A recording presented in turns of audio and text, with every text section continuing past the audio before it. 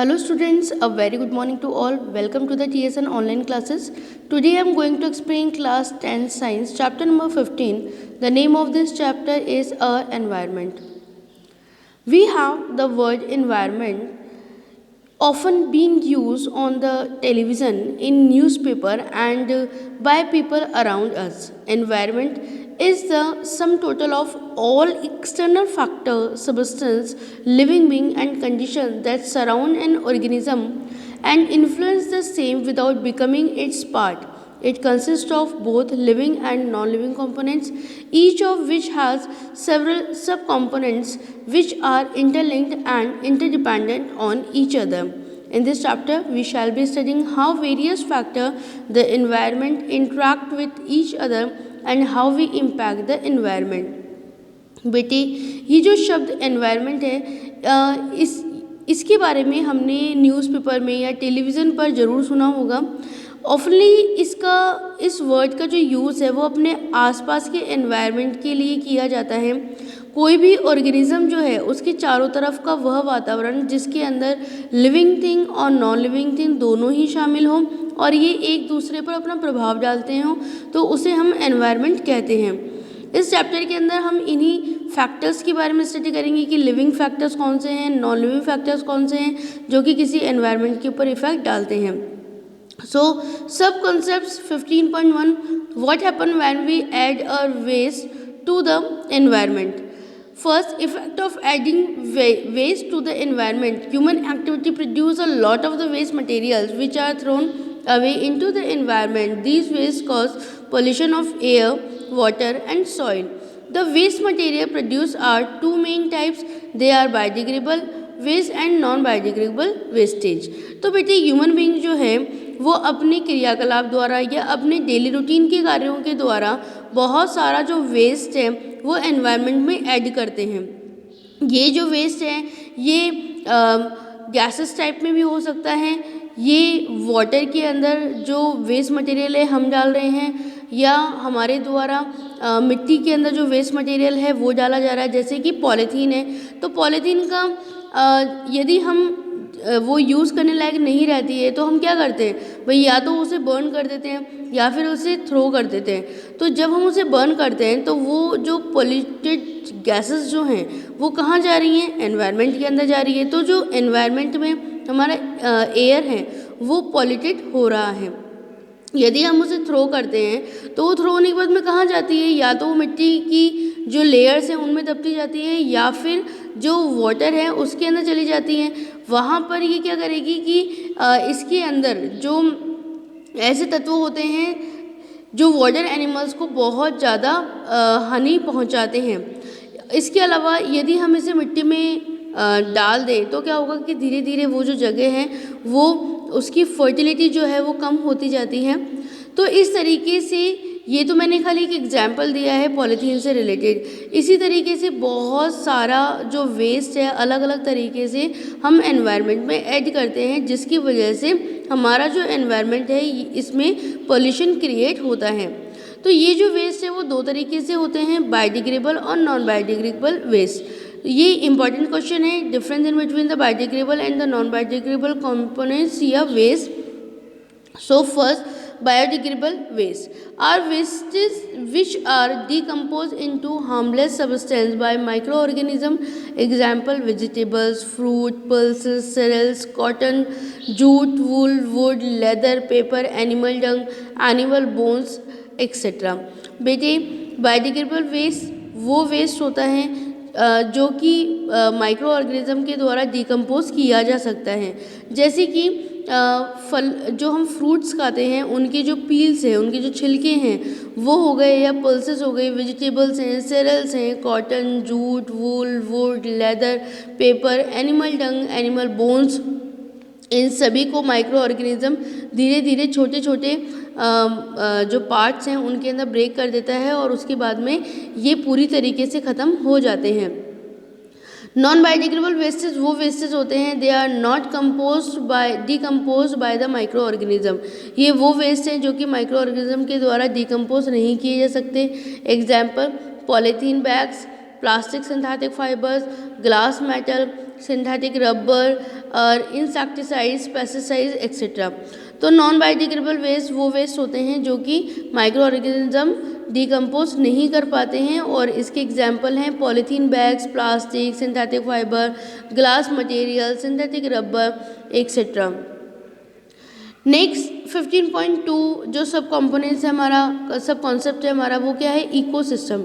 It's a very important question. यहाँ से question जरूर पुट होता है कि what to understand by the ecosystem and rise components also. So what is ecosystem? An ecosystem consists of all the living organism in an area along with the non-living component and their interactions. There are different types of ecosystems. They are natural ecosystem and artificial ecosystem. Natural ecosystem में है like forest, desert, grass, land, mountains, ponds, lakes, river, oceans. ये सब natural ecosystem के part हैं, यानी जो प्रकृति के द्वारा दिए गए हैं और ह्यूमन बीइंग जो है उसका यूज़ कर रहा है। ठीक है, इसको बनाने में ह्यूमन बीइंग का कहीं पे कोई रोल नहीं है। जैसे कि माउंटेन हम क्रिएट नहीं कर सकते, डेजर्ट हम क्रिएट नहीं कर सकते, और इसके अलावा लेक्स या पॉन्ड्स, रिवर्स जो है, ओशियंस है, वो ह्यूमन बीइंग नहीं बना सकता है ना। हम समुद्र तो नहीं बना सकते। तो ये वाले जो पार्ट हैं नेचर के, वो क्या कहलाते हैं, नेचुरल इकोसिस्टम कहलाते हैं। Now the second is the artificial ecosystem like gardens, parks, crop fields, aquarium, zoo. They are the components of an ecosystem. An ecosystem consists of two main components. They are biotic and abiotic components. तो artificial ecosystem के अंदर आते हैं बेटा जो human being create करता है, जैसे कि गार्डन्स है ना, हम हमारी पसंद का गार्डन जो है वो लगा सकते हैं। कोई जगह जो है वो खाली है और यदि सरकार चाहे वहाँ पे पार्क बनाना तो वो वहाँ पे पार्क बना सकती है। क्रॉप फील्ड के अंदर किसान खुद चुनता है कि उसे कौन कौन सी फसल उगानी है। एक एक्वेरियम जो है वो ह्यूमन बीइंग के द्वारा क्रिएट किया गया आर्टिफिशियल इकोसिस्टम है, जिसमें हम डिसाइड करते हैं कि कौन कौन सी फिशेस हमें रखनी है, या फिश के अलावा और कौन से वाटर एनिमल जो हैं वो हमें एक्वेरियम में रखने हैं, उसका टेम्परेचर कितना रखना है वाटर का, वहाँ पे ऑक्सीजन लेवल जो है उसको किस तरीके से हमें सेट करना है। तो वो सब आर्टिफिशियल इकोसिस्टम कहलाता है।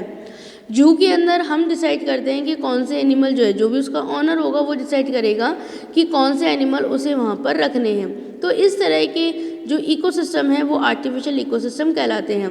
किसी भी इकोसिस्टम के मेन 2 पार्ट्स होते हैं बेटा, बायोटिक और abiotic. Biotic components are living components like plants, animals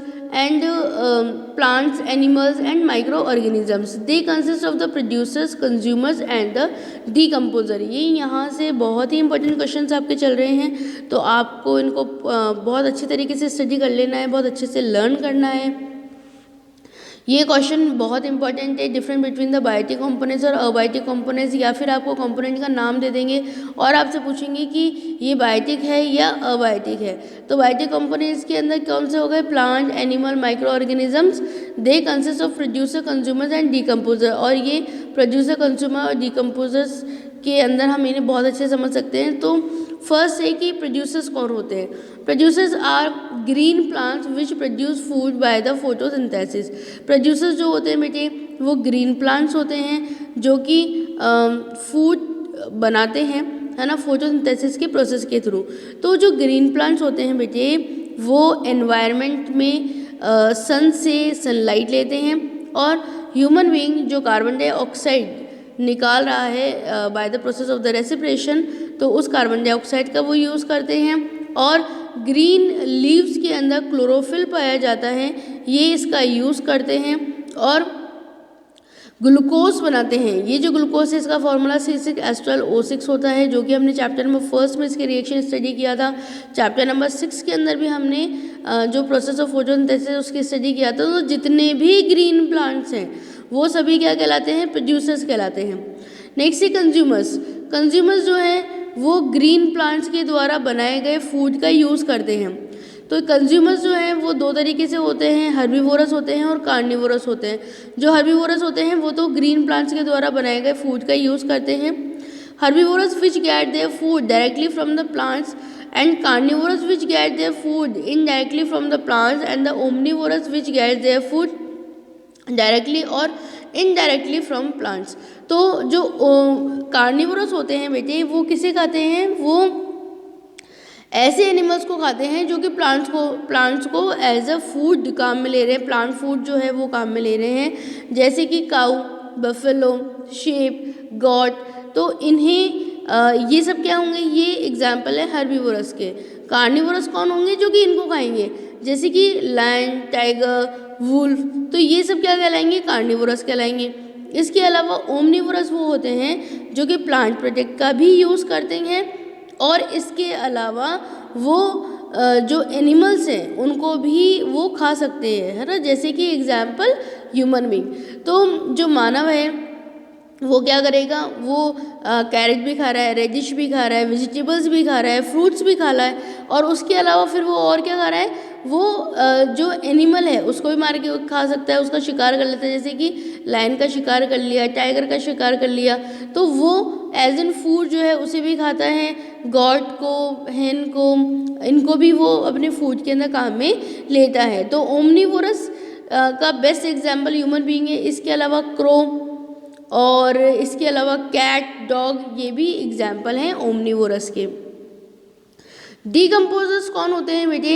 decomposers are microorganism which decompose dead plants and animals. They decompose complex organic substance into a simple inorganic substance in the soil which are again used by plants। तो decomposers वो micro organisms होते हैं बेटे, मतलब decomposers में हम micro organism को count करते हैं जो कि प्लांट्स या एनिमल्स की डेथ होने के बाद उसे सिंपल इनऑर्गेनिक सब्सटेंस के अंदर ब्रेक डाउन कर देते हैं, और इससे क्या होता है? ह्यूमस बनता है, बहुत अच्छी खाद बनती है, और फिर वो प्लांट के द्वारा काम में ले ली जाती है। अबायोटिक कंपोनेंट्स वो कंपोनेंट्स होते हैं जो कि नॉन लिविंग होते हैं, लेकिन हमारे जीवन के लिए वो बहुत ज़रूरी हैं, जैसे कि air, water, soil, minerals, sunlight, temperature and wind etcetera.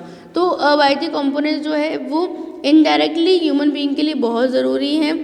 Water हमारी लाइफ के लिए बहुत ज़रूरी है, सॉइल जो है वो बहुत ज़रूरी है। यदि हम खेती नहीं करेंगे, एग्रीकल्चर का वर्क नहीं होगा, तो प्लांट्स हमें फूड कैसे देंगे, है ना। सनलाइट जो है वो बहुत ज़रूरी है अर्थ पे, टेम्परेचर के लिए, लाइट के लिए सनलाइट का होना बहुत ज़रूरी है। तो इसी तरीके से ये जितने भी फैक्टर हमने आपको बताए हैं, air, water, soil, mineral, sunlight, temperature, wind, they all are the components of the abiotic। Okay, so the first part of this chapter is completed. Next food chain I will be explain the next part of this chapter. Thank you very much students.